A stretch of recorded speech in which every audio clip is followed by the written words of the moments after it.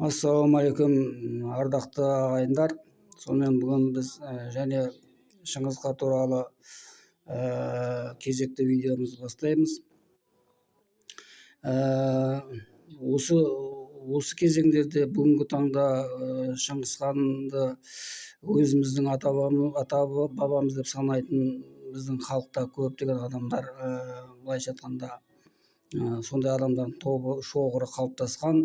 Бұрынғыдай емес көзқарас.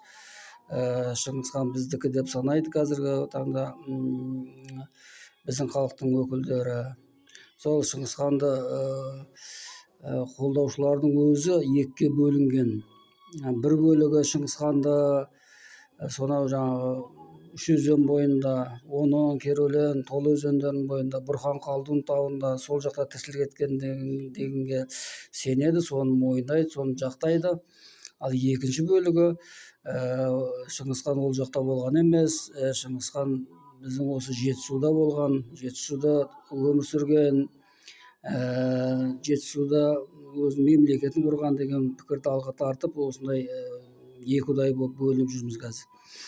Бірақ та жазылған жаңағы құжаттарға, жылнамаларға қарайтын болсақ, ол шынында да ол Жетісуды көрсетпейді ол жерде. Ол жерде тек жаңағы үш өзен бойын, Бұрхан Қалдун тауы, Байкал көлінің оңтүстік жағы, Селенгі өзені, сол жерлер көптеген сол жақтар көбінесе жаңағы жазылады жылнамаларда. Ол қай жылнамада болсын, ол мынау парсылардың жылнамаларында болсын, Қытай жылнамаларында болсын, армян жылнамаларында болсын, тағы кімдер, Европадан барғандар, жаңағы Рим папасының елшілері болсын, француз королінің елшісі болсын, барлығы да сол жақты көрсетеді. Ол ешқақта ол Жетісуды, Іле өзенінің бойын еш уақытта көрсеткен емес. Сондықтан біз тарихқа бір объективті түрде келуіміз керек сияқты. Ол барлығы біз оны Жетісуға келгенімен, оны әлемдік тарих ғылым еш уақытта мойындамайды оны. Сондықтан біз ең болмағанда осы мынау оның шыққан жері сол үш өзен бойы екенін мойындап, сол бағытта оның түркі екенін дәлелдеуге тырысуымыз керек. Өйткені барлық құжаттар да оның түркі екенін айғақтап отыр осы күнге дейін бізге жеткен құжаттардың бәрі. Сондықтан да біз осы бағытта жұмыс жүргізуіміз керек деп ойлаймын.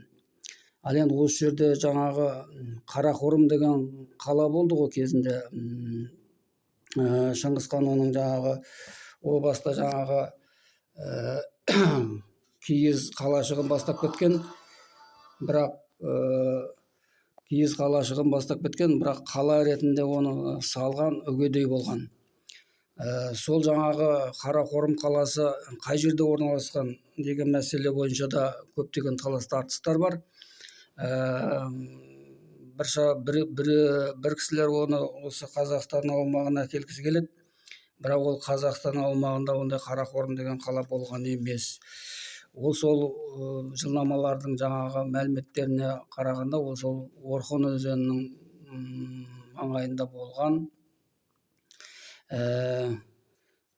Қарақорым деген сөздің өзі, шындап келгенде ол түркінің сөзі. Бұл қара және құрым деген сөздерден шыққан. Қара деген бұл түркі тілдерінде, оның ішінде қазақ тілінде болсын, бұл қара деген сөз жаңағы түсті ғана білдірмейді. Бұл жерде қара деген ұлы деген мағына білдіреді көбінесе. Қарақұрым деген былайша айтқанда ол ұлы қорған деген мағынаны білдіреді. Былайша ұлы қала дегенді, Қарақұрым. Сол Қарақұрым қаласын мына қала қылып салған үгедей қаған. Шыңғысханның ұлы үгедей 1229 жылы таққа отырған. Сол кезден бастап ол Қарақұрым қаласын салдыра бастаған. Енді Қарақұрымға барған көптеген елшілер, саяхатшылар, сол жаңағы барған адамдар жазып қалдырған ол туралы. Соның бірі Жувейни деген мынау парсының тарихшысы болған. Жувейни өзі екі рет Қарақұрымға бір емес екі рет барып келген адам ол. Сол жаңағы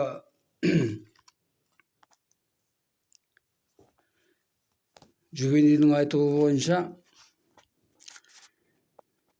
ол ертедегі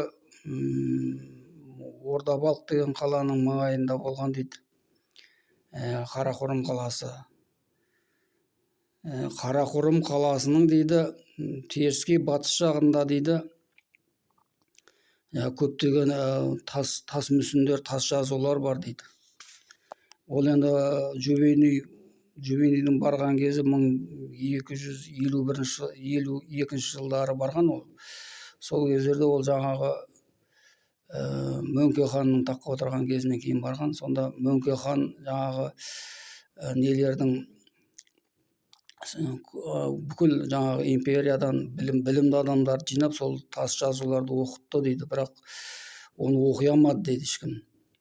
Қытайдан келген адамдар бар еді дейді, ғалым адамдар. Солар оқыды дейді. Бірақ енді олар оқығанда жаңағы таста жазылған эпитафиялар бар ханзу тілінде. Олар соны ғана оқыған болу керек. Бұл енді сол жаңағы түріктерден қалған тас ескерткіштер болып тұр ғой, сонда бітік тастар.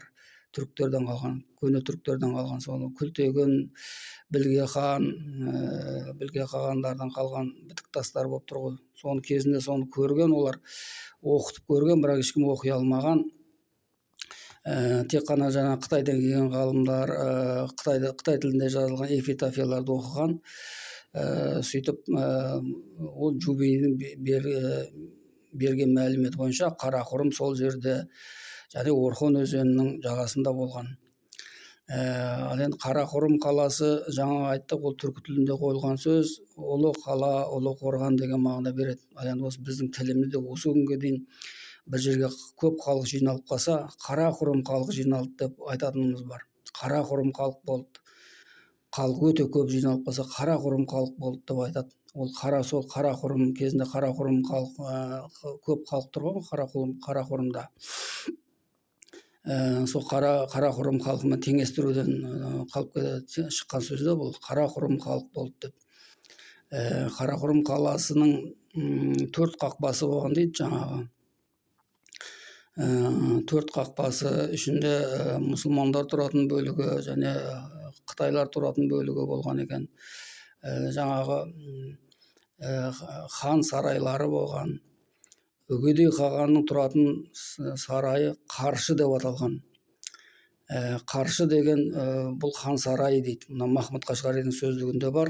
Қаршы деген ханның сарайы дейді. Яғни Қарақұрымдағы Үгедейдің жаңағы тұратын сарайы Қаршы деп аталған. Енді Үгедей қағанның сол Қарақұрым қаласының шығыс жағына 2 фарсақ жерде Тұзғыбалық деген бір қалашық салдырған дейді. Бұл енді Жүгенейде де бар, бұл Рашид ад-Динде де бар. Ол жаңағы Тұзғыбалық деген қалашық, ол жаңағы Үгедей саят құрып шыққан кезде жаңағы сол жерге барып кішкене аялдап, сол дәм тұз татып, сол жерде бір демалып сөйтіп ары қарай өтіп кетеді екен. Бұл Тұзғыбалық деген сөздің өзі түркі тілінде қойылған сөз.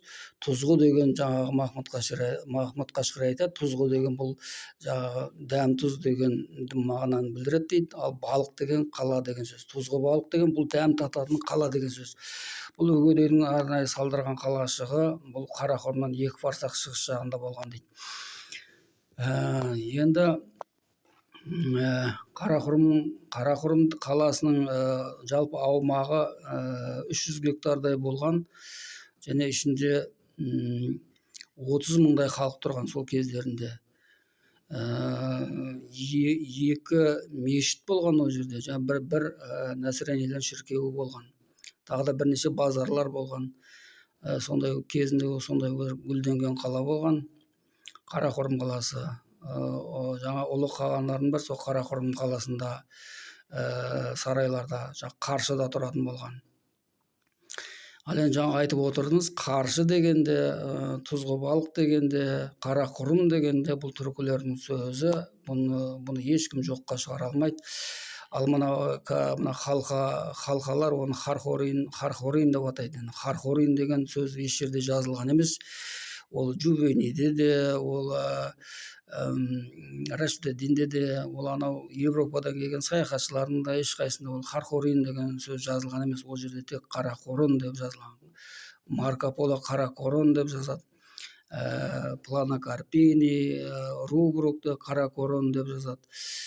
Жувени Қарақорым деп жазады. Бұл Қарақорым мен мынау Махмұд Қашқарай айтады, Қорон деген бұл үлкен қабырға тұрғызылған жаңағы үлкен ғимарат деген мағына береді дейді, жаңағы Қарақорым деген түркі тілінде. Сонда Қарақорым деген бұл жаңағы үлкен ғимарат, үлкен қала деген мағынада қойылған ғой. Бұл енді басқа ешкім бұра тарта алмайды, ол түркі тілінде қойылған атау. Бұл кезіндегі сол Шыңғыс ханның ұрпақтары, ұлы хандар отыратын үлкен қала. Бұл негізгі сол былайша айтқанда, қазіргі тілмен айтқанда, империяның астанасы болған Қарақорым қаласы. Қарақорымның туралы көптеген мәліметтер бар. Ол жайлы келесі видеода айтатын боламыз.